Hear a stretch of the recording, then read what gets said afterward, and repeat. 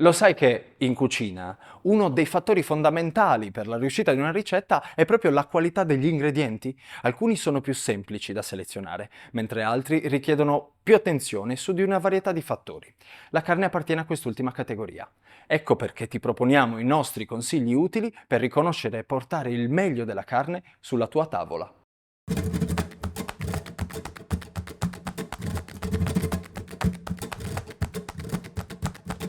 Il mondo della carne non si ferma mai.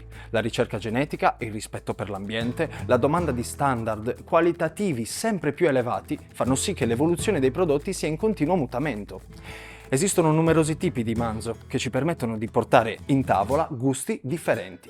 Pelo raso o ispido, assenza di corna o caratteristica primaria, mantello policromo o pezzato, le diversità spaziano in diversi ambiti, creando un insieme ricco di particolarità e differenziazioni. La stazza e il carattere completano le figure intriganti, dolci e mansuete, più spesso fiere e possenti.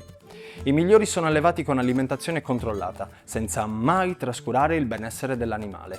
L'utilizzo del pascolo brado, per esempio, tipico del nord Europa, garantisce alle carni un gusto e una tenerezza inconfondibile. Questa terra offre carni tra le migliori al mondo, tenere dal gusto deciso e scelta ovunque per la qualità dell'amarezzatura che offre. Infatti il clima freddo e l'allevamento allo stato semibrado permettono agli animali di sviluppare una carne molto grassa.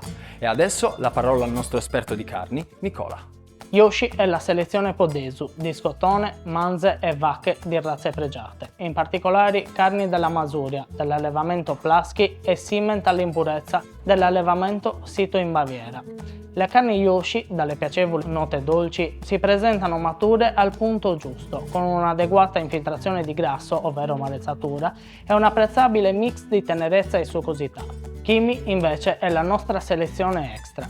Buona, tenera, con una nota elegante e un sapore inconfondibilmente deciso. Presenta un'amarezzatura superiore alla media, MBS 8-10, secondo la scala Kobe. La sua fibra e il suo marcato tessuto connettivo sprigionano in cottura profumi e note vegetali dati dalla sua alimentazione.